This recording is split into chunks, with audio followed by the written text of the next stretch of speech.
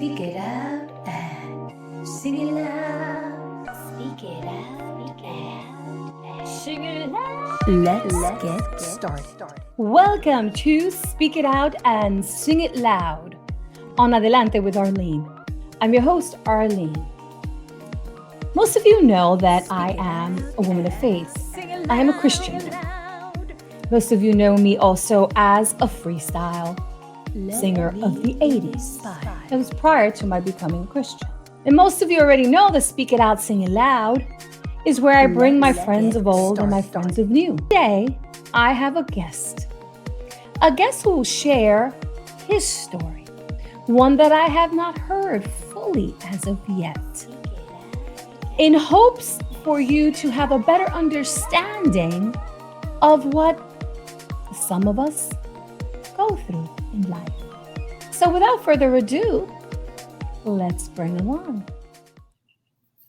Well, here is my friend, Brian Michael Diaz. Brian, welcome to Speak It Out, Sing It Loud on Adelante with Arlene. How are you doing? Arlene, it's so good to see you. Thank you for having me on your show. I'm so excited. It's long overdue. Yes. Hello, everybody. Yes, and I wanted to brief everybody and say that Brian and I first met online through Facebook. I was doing the My Thoughts segment that you can find on Adelante with Arlene's playlist. And he would follow me, right? How did you come about them? Through Facebook?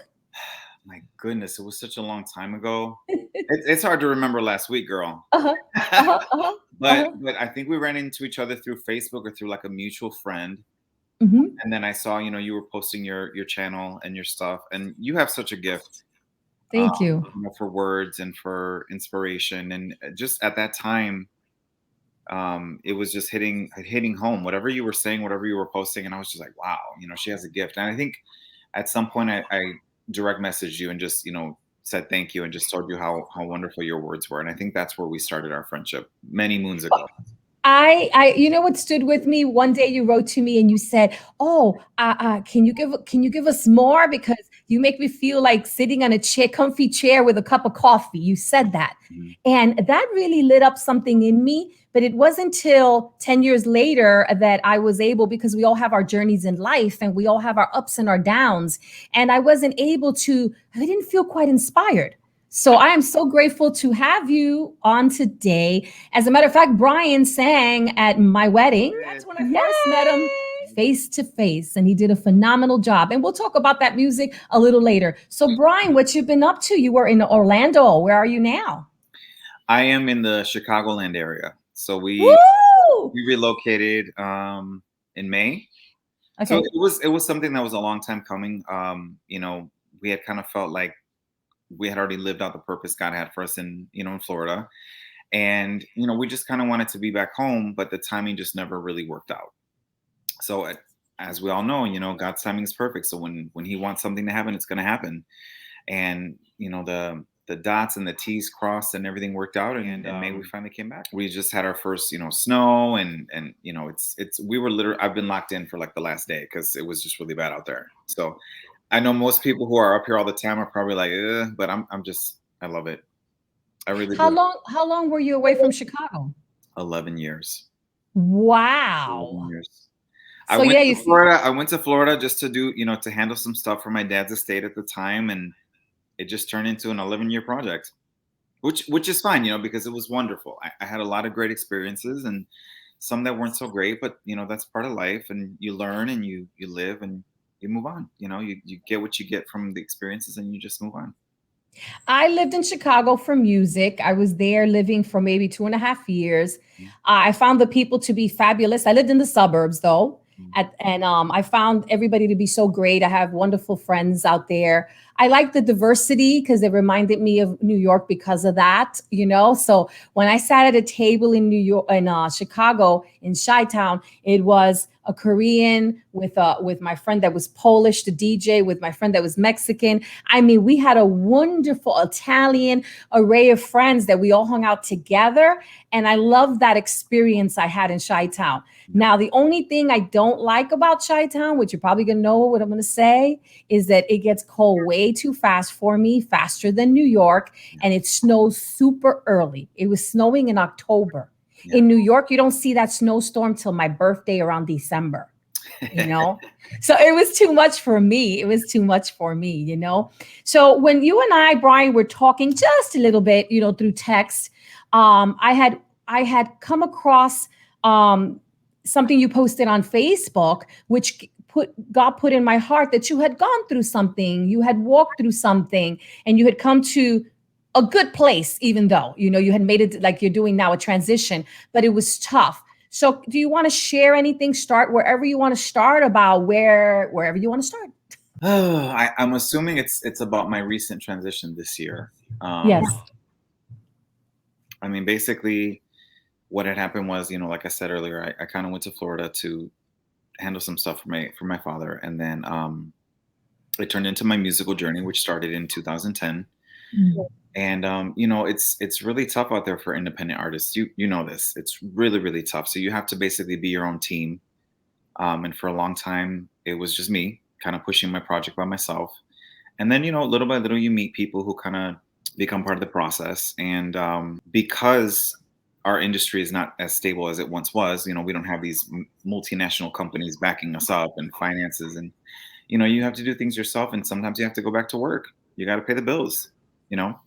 So I found myself in some experiences that I thank God, you know, they gave me a roof over my head and clothes and, you know, food and everything. But I just found myself involved with certain individuals, certain situations that just kind of became toxic.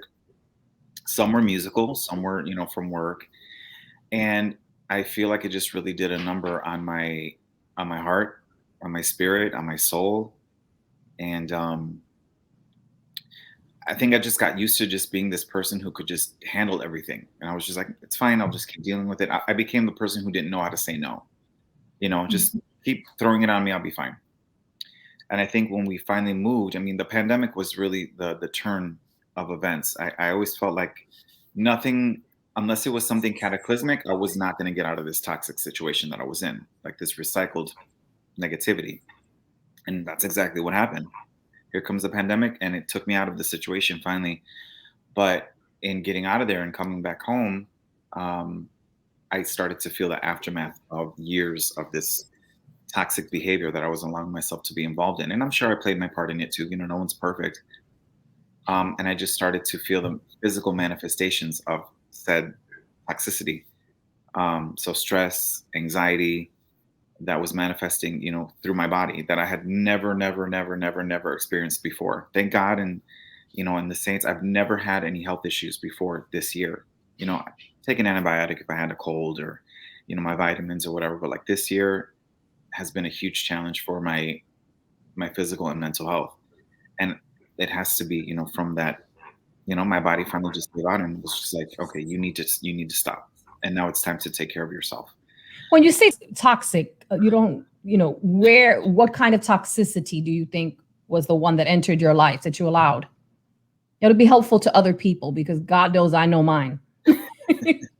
I think, you know, Arlene, I think when we want something so badly, so like your music or your dream or your passion or whatever, I think a lot of times you just make exceptions or deal with things that you probably shouldn't.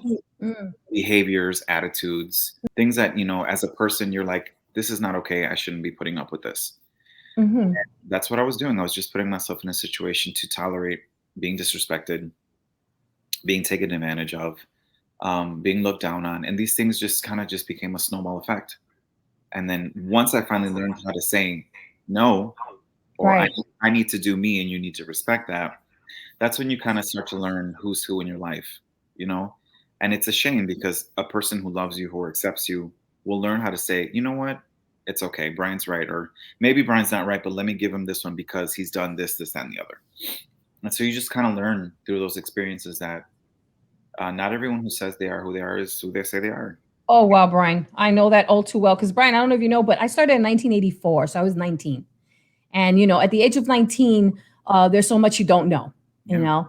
And as much as I am of a talker now, you know, I was very timid and very afraid. So therefore, I also, too, was very, I guess, vulnerable because I did have a big heart like you do. And so we were sensitive people. And I did get signed to a record company fast. I did have the entourage. I did have all that stuff. I came from such a different generation, where you had everything, the choreographers, this, the that, the limos all the time, just that kind of life. I did have that. I did live that kind of life where there was no YouTube or Facebook where people would recognize me when I went places. But I understand I too has surrounded myself, not always knowingly, with people who might have offered, to help us. But in reality, they were helping themselves and taking advantage. And to this day, I still have those that blame me for their lack of success in the group I used to be with, when really each person had their own responsibility and their own part to put into it. Yeah. So I really just basically say, I too had to cut off a lot of people, and I did go through a lot of pain myself too. So I do understand that. And it spiraled me into some toxic places and behaviors as well. That's why I can relate completely. I don't know your whole story, but just the fact that it's toxic, I already know that, it's hard. And you have to kind of, I had to regroup myself and refine myself more than once, in my life. So I hear you. So Brian, from how did you handle it? Because we went from when you were in it to where you're at now, thank the Lord, in your new beginning. What would you share with somebody, something that might have brought you to a place, maybe darkness, and how you pulled yourself out of it to get you where you're at today and right now? I think, honestly, it was the pandemic. I think before the pandemic, I already felt like a glass that was already full, like it was going to overflow, where I was just done with a lot of things or a lot of people or a lot of situations. But the pandemic was such an eye opener for all of us.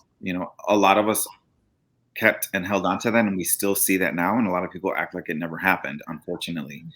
But it was just one of those things where life became so fragile, and everything was amplified because of what was happening right in front of us, where just one moment could just change your life overnight.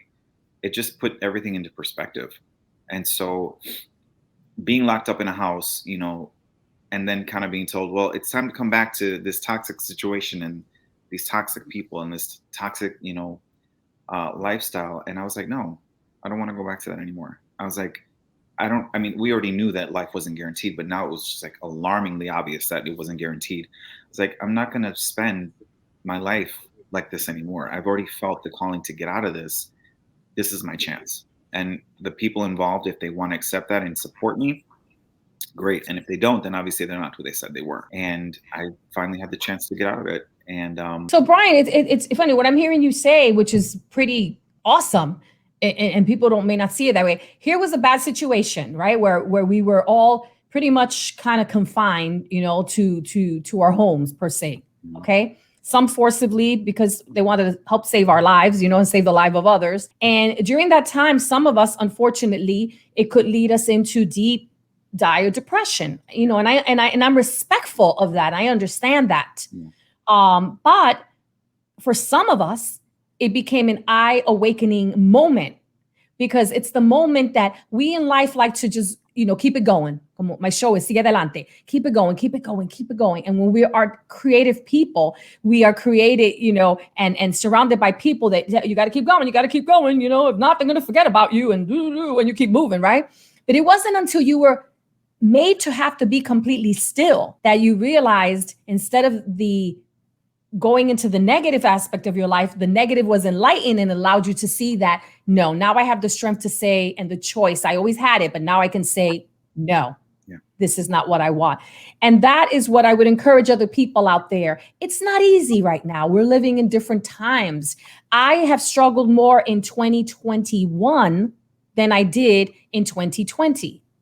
And the reason it happened to me was because in 2021, when they started opening up the places, I started to feel that I was being paranoid because I still wanted to be home and work from home. And I still wearing my mask, and I still was really vigilant because I still, even whether I was vaccinated or wasn't vaccinated, which I was, I still felt like I needed to live a different way right now.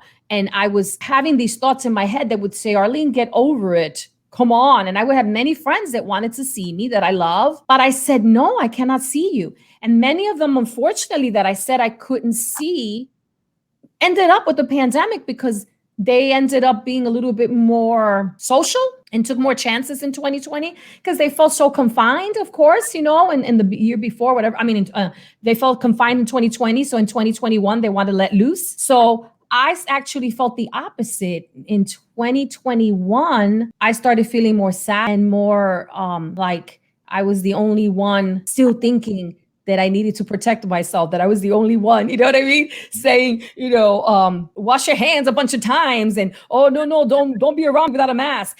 I was made to feel, I felt as if though I was being so weird now because everything had opened up. So you see, you had your awakening. I was at peace 1 year, but I battled a lot. And like you said about manifesting in your body, that's what happened to me. I believe that. In 2021, because I'm still dealing with it, I had one thing after the other, after the other, after the other. And I had to pray more. Oh my God, I had to say, push through to do Adelante with Arlene, listen to other friends of mine and their experiences and have them on my show. It's tough, my brother. It's tough out there. But we can make it. We can do this. So, okay, Brian. So you ended up in Chi-Town and everything one day at a time, and you're excited about it. Have you put the music aside for a moment? Well, with everything that happened, I did have to pause everything. I was like, I'm not doing shows like this. And right.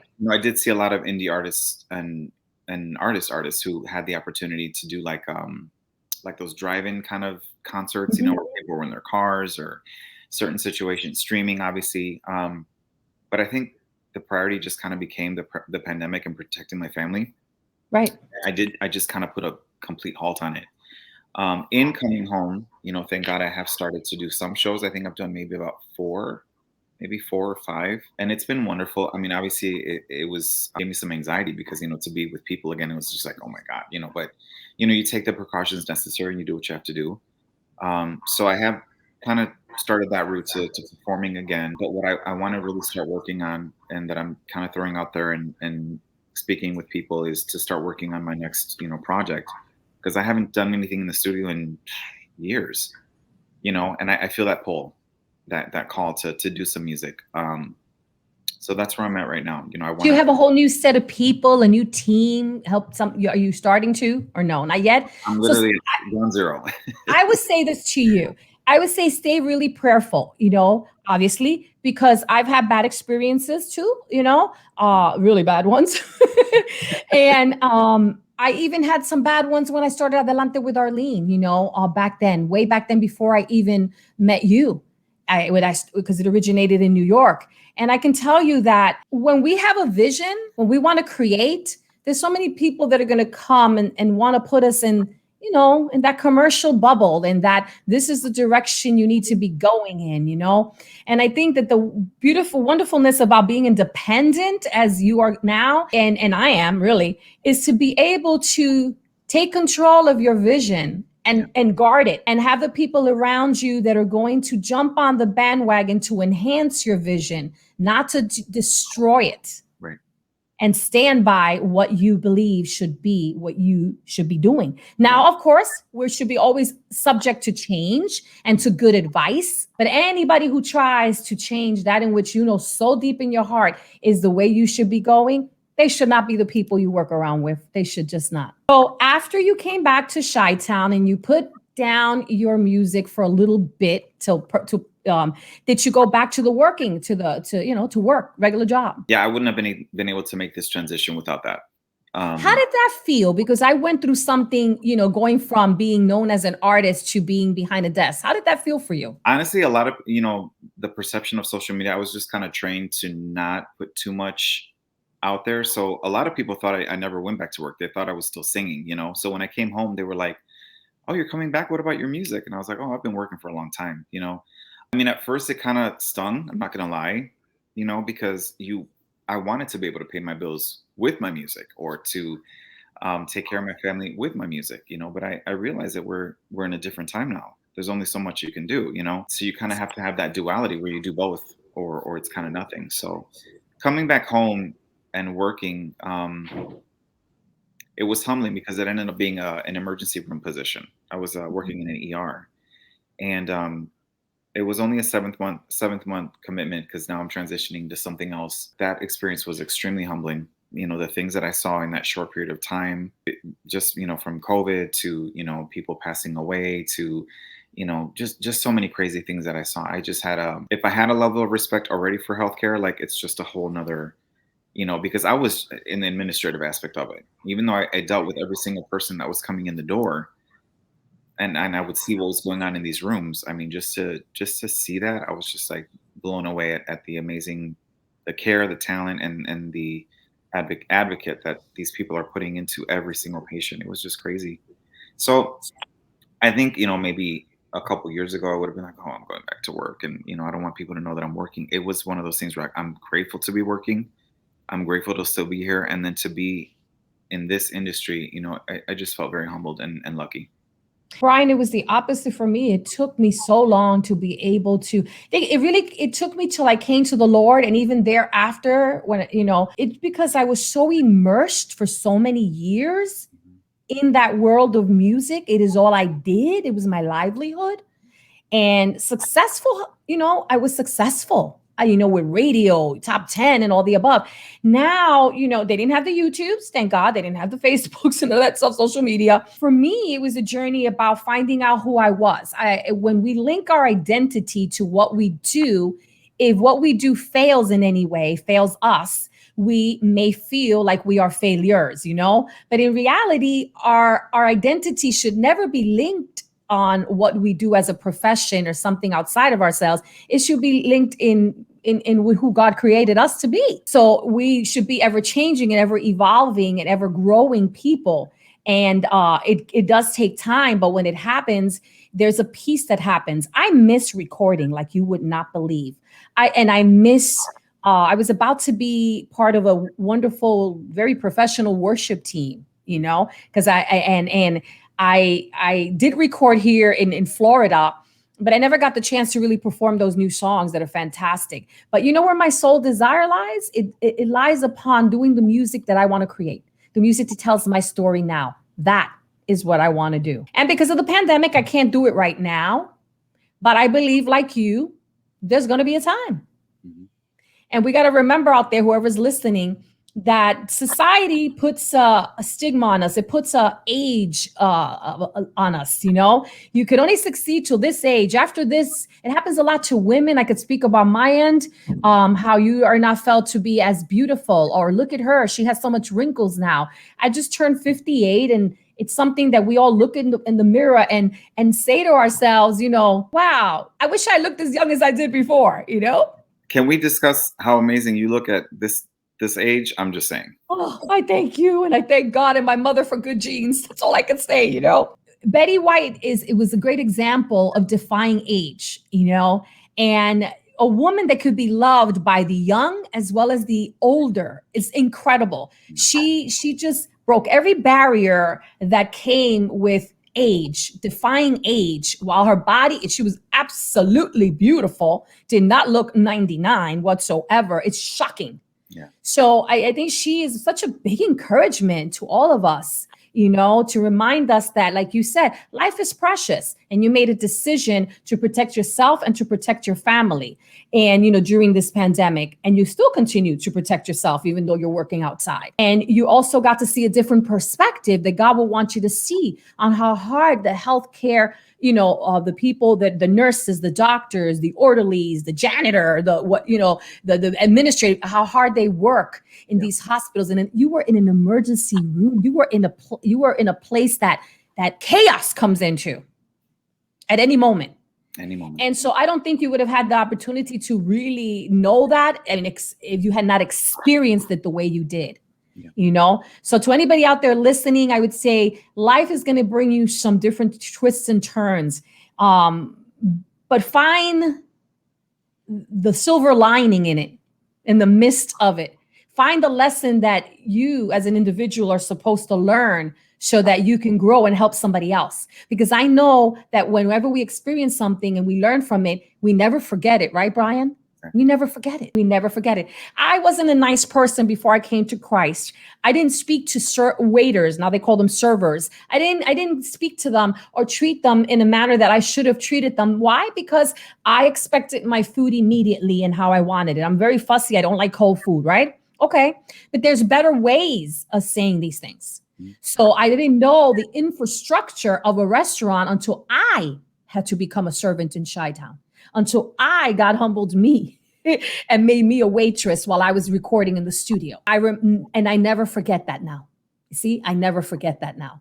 And I'm sure you will never forget, because of the experience you just had, what these people are going through. Recently, I went to a doctor's appointment, and I was very paranoid. I mean, I use the word paranoid. She made me feel like I was being paranoid. I was basically being careful about some pens that were dirty. And I didn't want to just grab a pen that had been used before. And in many of the places in Florida, they separate clean pens, dirty pens when you're filling out things. But people here in Florida have become a little more lax now in the last year. And I was like, no.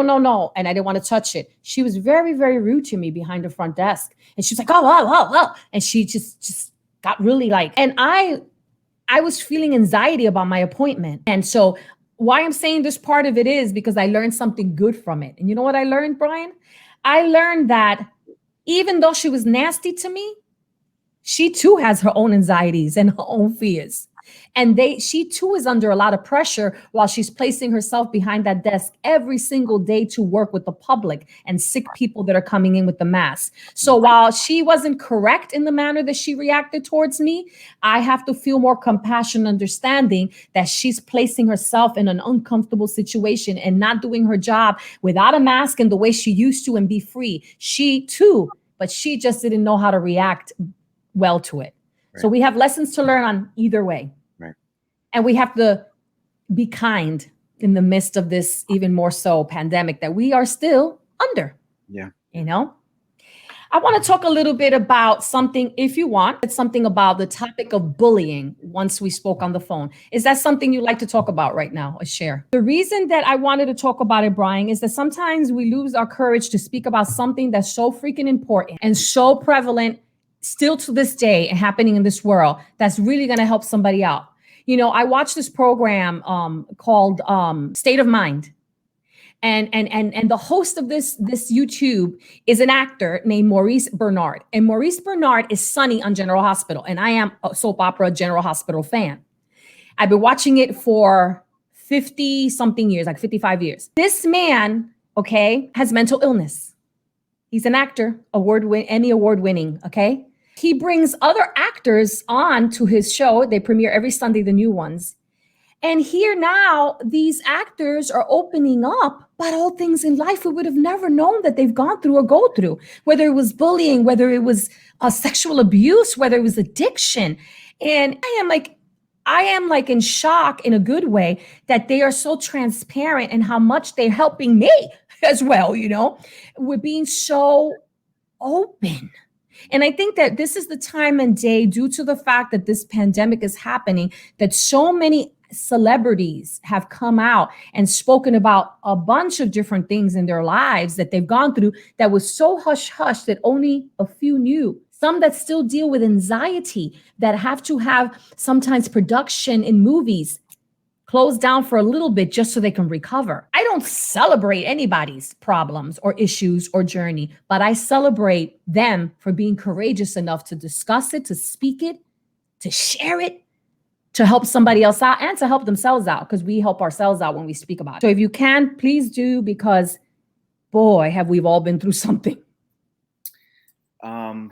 Yeah, I have to say, you know, it's one of those things that obviously when you're going through it, being bullied or made fun of or questioned or teased or whatever, in the moment of it does feel like, you know, the end of your life, because you're just like, you can't be yourself. You can't feel free or feel safe. These are moments that started very young for me. I'm 8, 9, and they carried on probably into my mid 20s. As I grew up and as I was able to kind of manipulate some of the situations with my behavior or be a little more demure or kind of hide who I really was. Obviously we're speaking about my sexuality here, and my mannerisms. Then it kind of became easier to get away from being in those situations. But obviously there was still always people who weren't happy with themselves or were insecure and or uncomfortable about who I was, that they had to project that on me. Um, but I think the saddest part is it wasn't just strangers or students in school, or it was even sometimes my own family and my own friends. And that, I think that's probably the ones that might have hurt the most.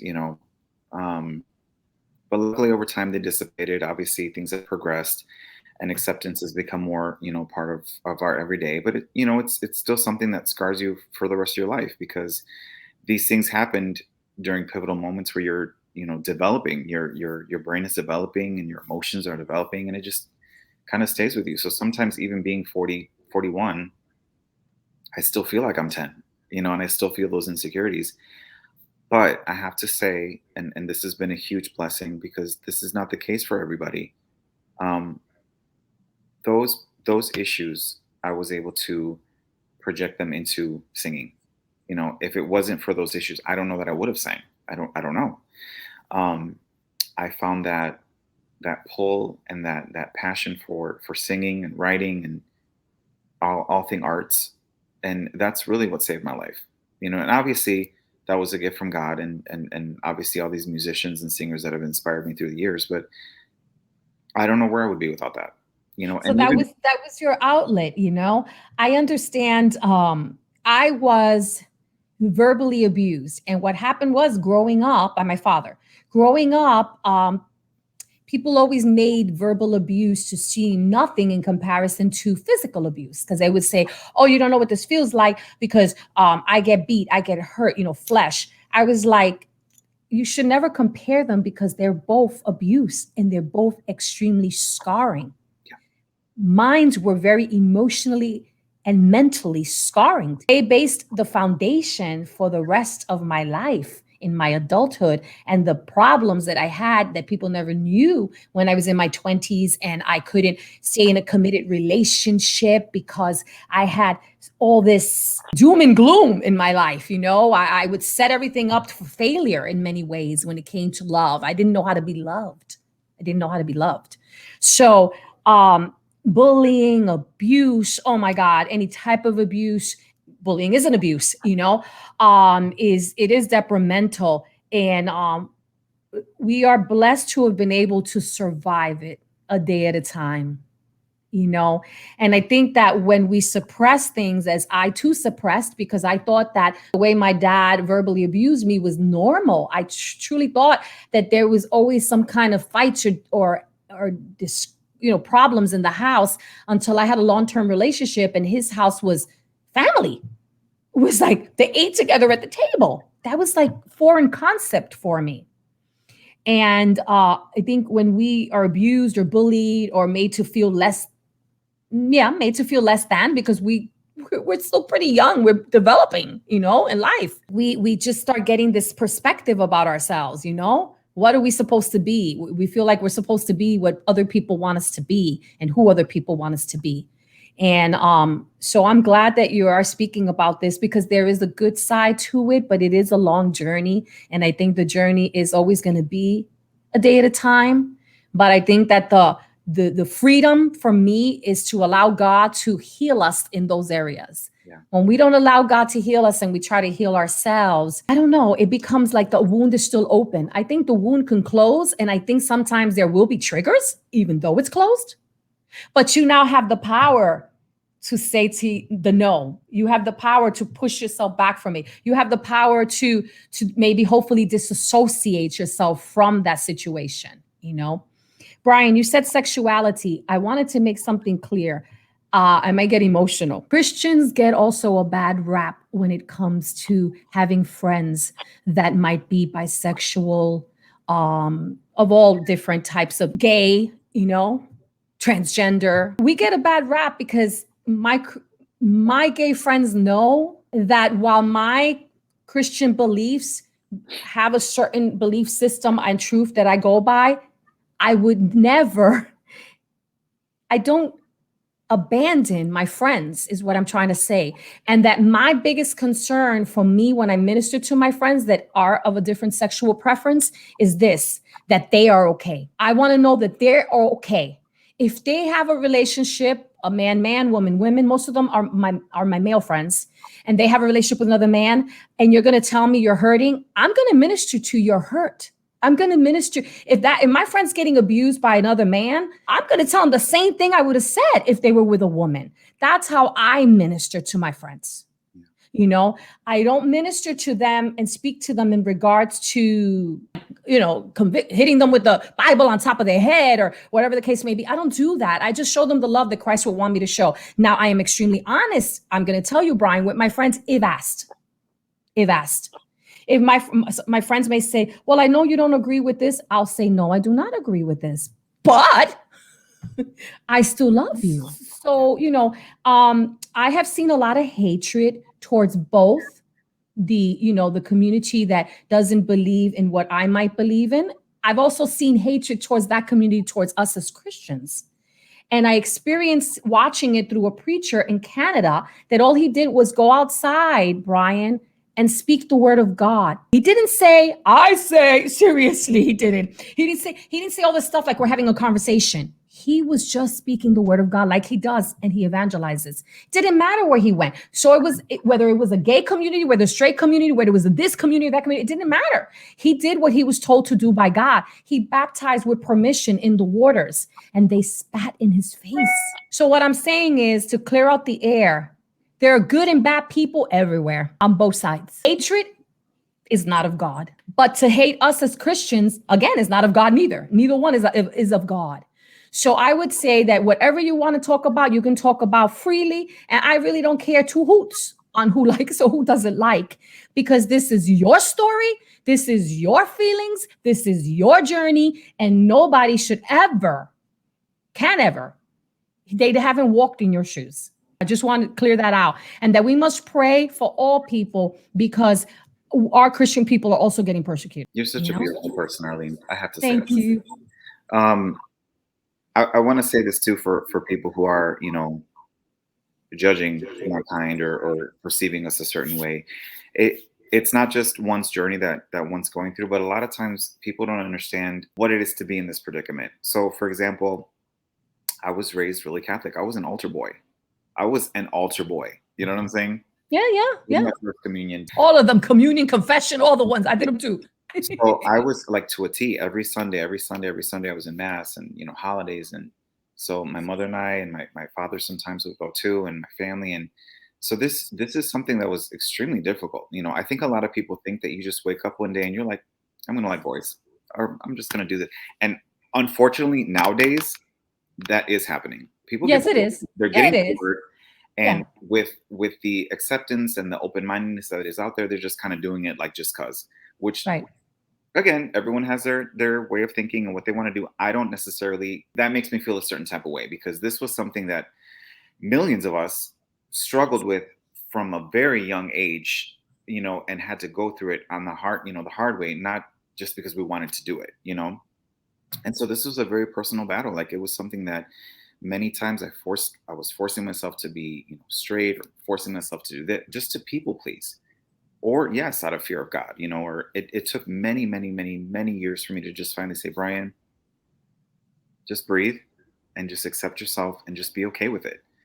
God knows that you're not doing anything to spite him or to hurt anybody or to do wrong. Like, just be yourself, and I think there's just this perception that gay people are always, promiscuous and just doing things just cause. And it's the case in a lot of cases, unfortunately, but not everyone's the same, and you can't judge everybody just based on what you think, because everyone has a unique story, and you may be surprised.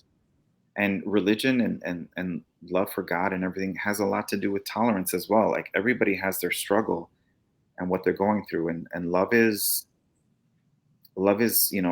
all embracing, and we have to just all love each other. If you're not doing anything to hurt anybody and you're trying to make the world a better place, that's really what it's mainly all about, And so there's just a lot of ugly, there's a lot of ignorance, and I think a lot of fear of the unknown. And a lot of times people are just scared because they may be that way and they just don't know it, or they don't want to talk about it or embrace it, or that's just how they were raised. Somebody that in my life, like their spouse isn't allowed to hug men because you can only shake hands. It's crazy. A lot of times it's like Oprah says, it's not necessarily what's wrong with them, it's what happened to them. Exactly. Kind of carries over. Exactly. You know? Exactly. What you just said is so pivotal. What happened? We don't know a person's story. Like you just said, there are some in the community that have experienced horrendous things in their lives. Horrendous things. I know because there's someone like that in my family. And then there are others, like you said, that it's just by choice because they're bored, like you said. That's a very big difference. That's a very big difference, okay? That's very big. The Lord has still works with me and teaches me and continues to teach me how to, can I say, still love the differences in all of us. I'm not called to be the person to condemn and the judge. I'm not called to be a judge. That's God. That's not me. Again, love, embrace your friends, love them. I have a wonderful manager from New York that's lives in Jersey now. And we have kept in touch. He's a gay man. He's married and he's moving to Orlando. And the first person I'm so grateful he called was me, because I love him, I love my friend. Like, again, I told you, I may not agree in this lifestyle or that lifestyle, but isn't it really like you may not agree on my lifestyle or my choices neither? That's the way I'm just seeing it, I can't judge. Now, when you said what you said about the depravity and stuff like that, I believe that exists in all in life. It doesn't matter if you're gay or straight. A person could be promiscuous and whatever, or they're very conservative, lovely people that have good mothers and fathers, and there is, but it goes both ways. It happens in our lives too. You could have, excuse me for saying this, guys, but la friquitona in the house, whatever, your cousin or your whatever the heck, is she straight? Yeah. Right? Yeah. So I think it's more of it's just that we just, I don't know. We look at the differences. We like to point out people's differences, like in a negative manner. Yeah. You know what I mean? When I lived in New York, there was something that I never was critical about. You're gonna laugh, and it's about the young people that express themselves with their fashion or their hair. Didn't bother me. Some people say as I got older, I was like, so what? If they want green hair, purple hair, blue hair, so what? You know what I mean? And I don't like tattoos though. But if they did that to their hair, I would say that they're just expressing themselves. And that's what I mean by this. I think that we all, and as we get older, like I'm of course older now, I have to remember my journey. How's that? My journey. Yeah. I had a journey. I had a journey where people criticized me and judged me, my own family, who had expectations of me looking a certain way at that time when I was expressing myself at 16 with fishnet stockings, a zipper skirt, right? And my hair shaven on one side like they do now. And I've done that years ago. And had little marks over here on my hair from, they used to do little, designs on the hair. Oh, I've been had that when I was only 16. And, people judge me. They judge me by what I look like on the outside. But it was just an expression of the artist in me, in my case. Exactly. So have you been coming to, in regards to your whom you are and walking more in who you are, in your identity, who you identify? If you identify, I don't know, do you identify as a gay man? Is that what you identify as? Or do you like not to put a label on it? I kind of have a running joke that with people that I'm close to, I'll say something like I'm 99% gay, 1% straight, because there'll be that once in a while that woman that's just like, But some men don't feel like that. Some gay friends of mine don't feel like that at all. So you're being honest, really. Some of my gay, I have some that say absolutely not. Yeah. But I do associate as gay. That's kind of more of like a joke for me. I'll say that, because there's just women are beautiful. They are. they're beautiful, beautiful beings. And but I do associate as gay. And so you're comfortable. You're comfortable now. You finally let some layers off and say, "Hey, take me as I am." Absolutely, yeah. Well, that's a long way. And that has happened through process, or did it happen a little bit more when you ended up in Chi-Town, or was it happening already for you? Oh no, it's been years. I mean, officially, I mean, I came out to some family like in 2000, but I think it's something that was kind of always known or not talked about at the table, you know, where you would Yeah. get those looks. You know, very young, I was like tweezing my eyebrows or, you know, certain things that I was listening to or Well, you do know that my husband, all men now tweeze their eyebrows though, right? But when I was in high school in Puerto Rico, you know, Yes. I'm one of the only guys tweezing their eyebrows. I mean, it was a scandal. I'm serious. I understand. Because you know that changed like maybe, I don't know, 11 years ago or something, where men started going to have, you know, their pedicures and their eyebrows. Because we women, we brought them in there. Come on, honey, you're going to get those eyebrows done. They needed it. Lord, yeah, they did. My husband had bushy ones. Unibrows. Yeah, he had bushy ones. He has bushy ones. Yeah, yeah. So yeah, I think that you know, I see some so much still stress and strain, even if there's a Christian person in a show, per se, a talk show, and then there's non-Christian, maybe a gay, maybe a conservative a person, maybe a person who's an atheist, and you put them all in one table, and all that I see is chaos. Chaos. Nobody wants to listen to anybody. You know, I think we're just all been so on both sides. I'm talking about Christian people the same way, like the people, you know, not my people that I surround myself with, but you know what I'm saying. In some arenas, it's like, I don't know. Why does everybody look at the negative? Listen, I used to go or it's not even negative. What we think is negative. When I used to go outside in the streets in New York City to evangelize, I think the place that I was touched the most was when I was able to go to this place called Hunts Point in the Bronx and pray for a prostitute. To be able to touch the prostitute on the shoulder and pray for a prostitute that wanted to be prayed for. That to me was life-changing. Because you just don't know. She didn't wake up one day as a little girl and say, I want to be a prostitute. You know? And I think those life experiences, and when others shared testimonies with me, whether the women were not lesbian and they decided to go with women because they had experienced some horrendous, a rape, a molestation, a sexual assault and abuse by a family member. When I was having a difficulty, Brian, I'm going to be honest, when I first got into the Lord, it's been 30 years. So this was way back then. I had a lot of conflict around me because I didn't know, you know, am I supposed to have friends that are sleeping around? You know what I'm saying? I'm not going to lie. I was a little, you know, I was unknowing. Is this with God? Is this right? Is this not right? I was just discovering, you know, finding my new place, you know, who I'm supposed to be a day at a time. I had a lot of problems and questions about people's sexuality.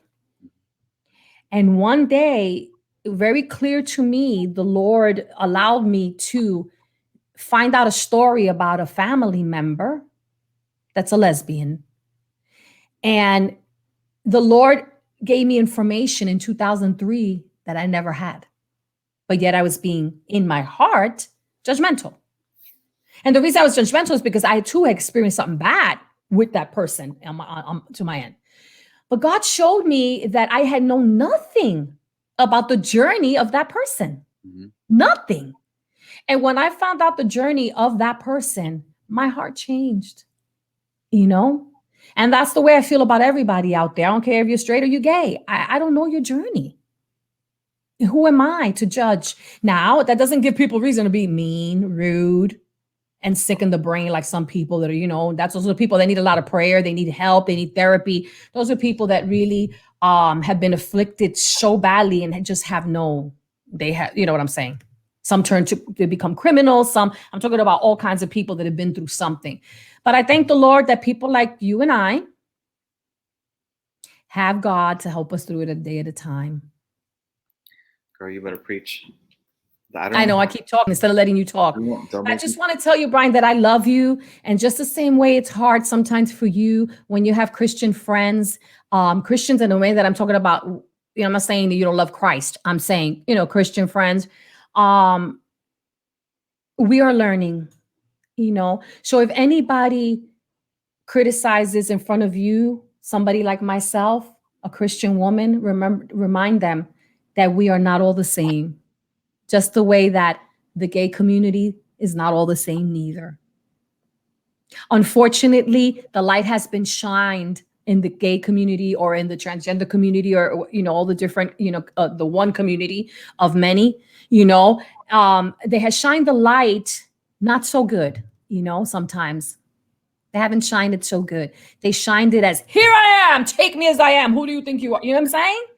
And that gets me so freaking mad. Or some people don't want to be told what to do, but they want to tell me what to do. You see? So it goes back and forth. Mm-hmm. Let's say, for instance, this is a hot topic, and I'm not going to say what my stand is or what it isn't.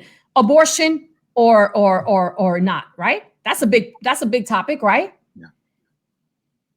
But they spew hatred against people who are getting abortions, and my own people would hate me for saying this. You can't spew hatred because they're doing this.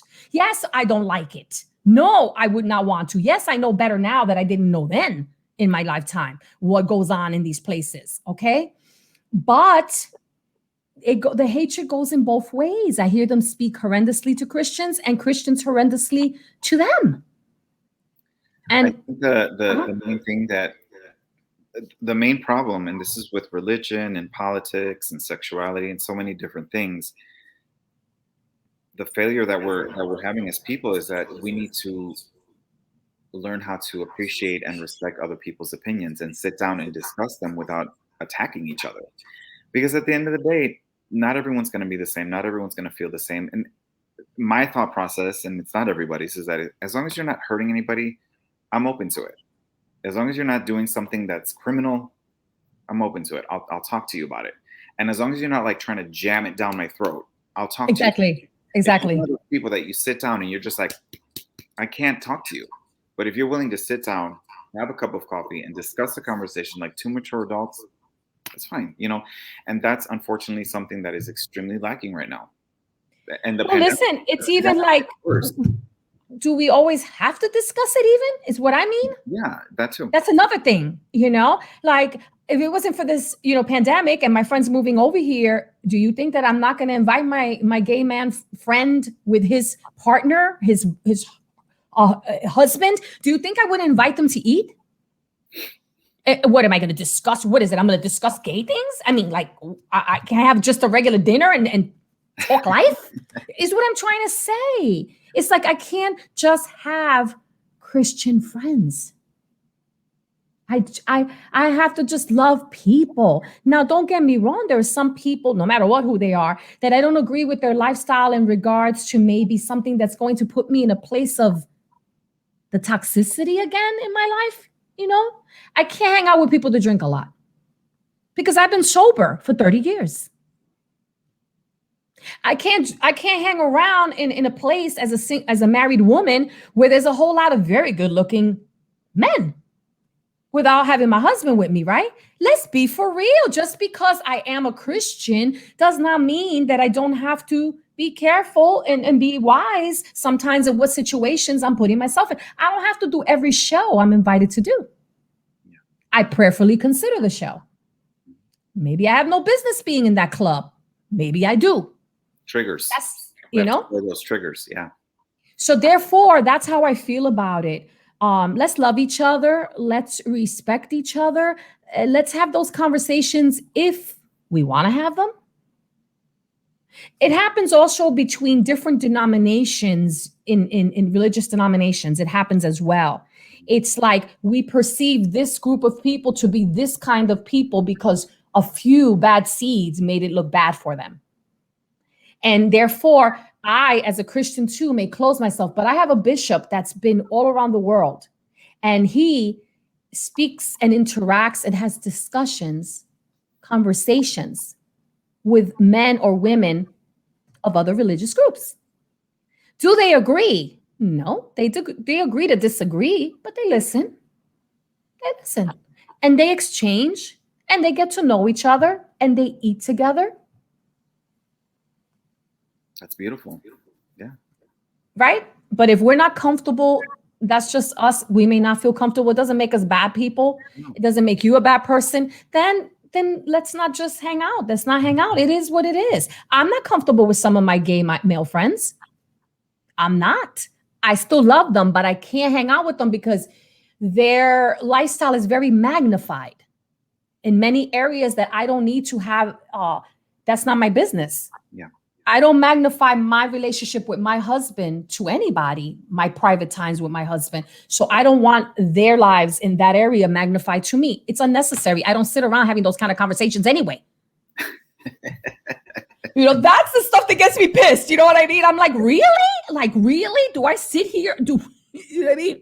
So that's why I think that some Christians are like, because they've had bad experiences. Just like you and many of our friends might have had bad experiences with Christians. And Brian, it should end here, and in a sense, it's one person at a time. And when I saw what they did to that pastor that was outside in the street evangelized, when I saw what that community, they put him in prison, and the laws are different in different places. And this is Canada. And he had to go on a trial for just speaking the word of God with permission, because he could do it. He had the legal right to be there speaking the word of God. You see, what was being said was the listening ears were feeling as if though they were being provoked to react, but they weren't. They had a choice not to listen. They had a choice to walk away. And that's the same choice I have, to walk away if I want to from a circumstance that I'm not comfortable with. But when hatred comes in it, that you want to imprison a believer of Christ or imprison someone of a different race or someone, then that's just hatred. That's pure hatred. And that's not of God. And I'll say it now. Not all people of different gender, and I want to be careful, preferences are evil. And not all Christians are judging. And I think to some degree, we all judge for a moment and we catch ourselves, or we may interpret something being said as something coming towards us as a woman, as a Puerto Rican woman, as whatever we are. And I think that it's our responsibility to take hold and say, am I sensitive in that area? Was that person really trying to say something? Maybe not, right? One of the things that my therapist and I have talked about over the last few months, we were talking about something. I think it was somebody was judging me. I think it was. And so she kind of flipped the exercise at some point. She was like, I want you to, from now until the next time we meet next week, I want you to sit down and observe yourself and see how often you judge people. And it was more than I thought. So I think that we even if it's inside voices, though, there's a difference. A lot of us will judge internally and not say nothing. Absolutely. Like, and you just think to yourself, do you realize what you're saying? But I think we all judge a lot more than we think we do. Yes, we do. At least inside. Brian, if I were to tell you that I haven't judged anybody, I'm a liar. Absolutely, I'm a liar. I judge my own husband. He judges me. It's the truth, what comes out of the mouth, Oh, if you wouldn't have done that. Oh, well, if you wouldn't have done, you're judging me, You're telling me that I made that happen because it didn't turn out right. Mm-hmm. So if you want to talk, that's one that an abuser, when you're getting abused, either physically, mentally, emotionally, or bullied, the person doing the bullying or abuse of any kind always will say, if you hadn't done this, I wouldn't have done that. That's such a common statement. And sometimes we grow up feeling that way. But yes, we all judge. But I think the reason that a lot of us judge, like you say, the ones like us, like you and I, that is internal, is because of the society that we've been brought up with, the culture we've been brought up with, whatever. There are cultures that are even worse, and worse in the manner that they're more conservative than we might have been as city folk, And so, yeah, that's the truth. So that's why the Lord said that if anyone had not sinned or is not guilty of sinning, then, go cast the first stone. When he was speaking about, the prostitute, Maria Magdalena, or the adulterous woman, excuse me. It was the adulterous woman. It wasn't Maria. It was the adulterous woman. Yeah. I want to say something too, that it was kind of multiple topics ago, but you just kind of mentioned it again, was the importance of accepting that mental verbal abuse can be just as or greater than physical abuse. And I know this just from people that I've been close to over the years, who have had both. And they've actually told me, the verbal abuse was worse than the physical one. So I think that we should be a little more kind to people who are experiencing that, because words are very hurtful. Hurtful. They are. Yeah, that, what is it? Sticks and stones may break my bones, but words will never, whatever hurt me. That's a whole crock. Words hurt profoundly. Yeah. The words we speak, the word of God says, and have power of life and death. It says in the book of Deuteronomy, power of life and death. You can uphold a person, uplift a person, or you can tear them down. And we've all had in our culture that tearing down stuff, experience. But some of us, like myself, had it on a daily basis. So you wake up early in the morning like I did, and you're a happy kid, right? And all of a sudden you have an opinion. You're discovering your voice.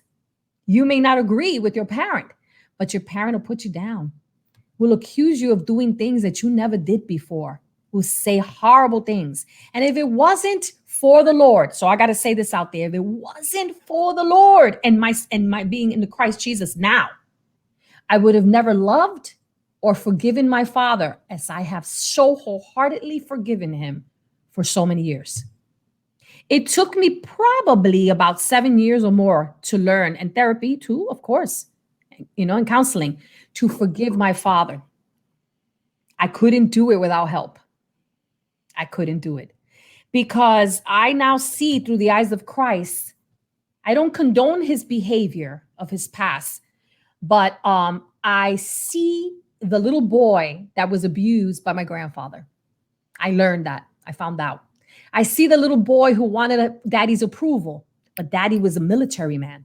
My grandpa fought the World War when it was hard, and there was a division that he was in, Borinqueños, it was called. And my grandpa had to be in a completely Puerto Rican unit because they would not mix the Puerto Rican military men with the white military men. Yet they were fighting the same war.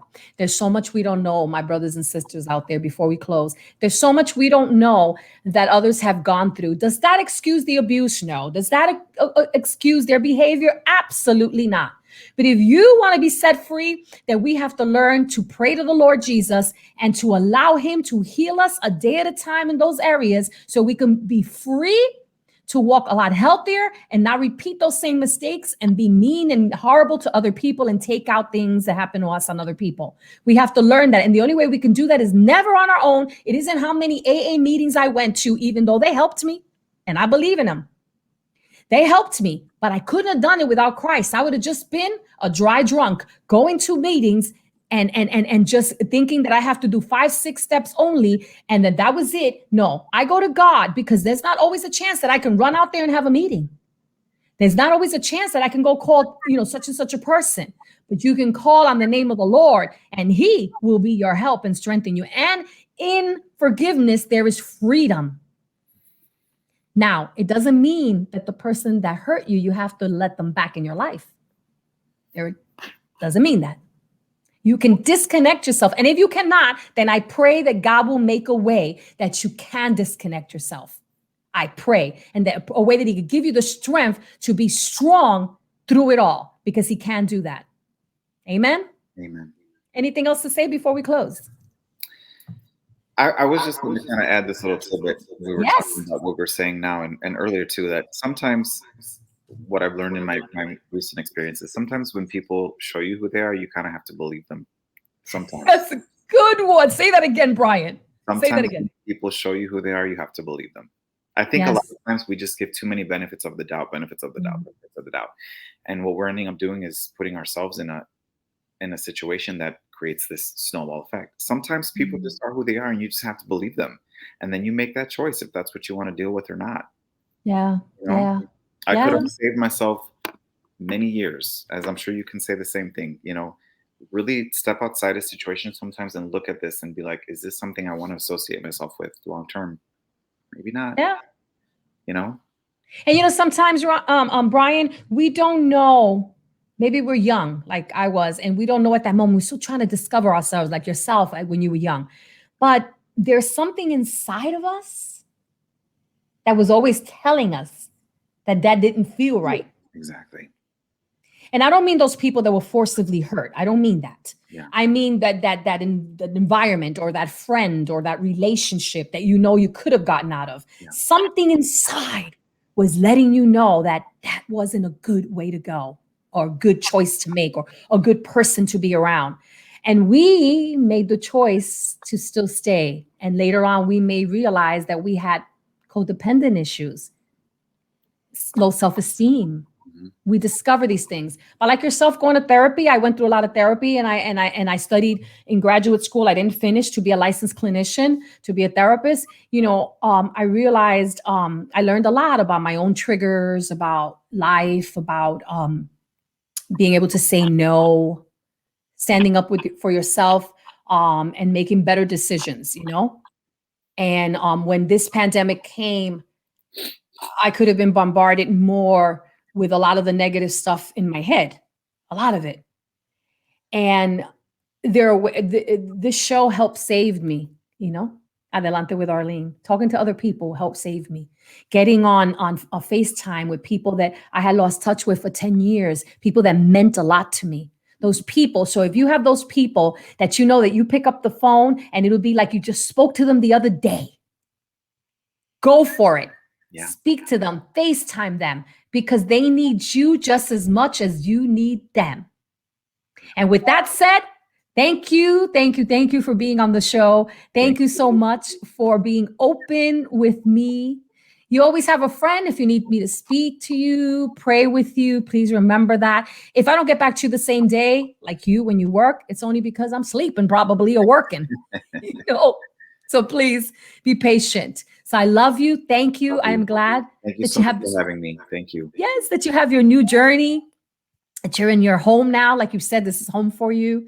And just expect great things, to continue to happen. And when some person that's ignorant comes around, you just brush it off, because life is life and such will be life. But how we react will say it all.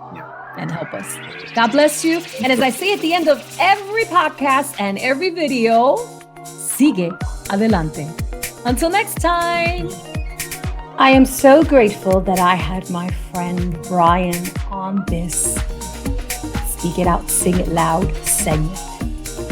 I pray that anything he said might have enlightened you or allowed you to become more sensitive to others who have experienced any type of bullying or any type of abuse, verbally, physically, mentally.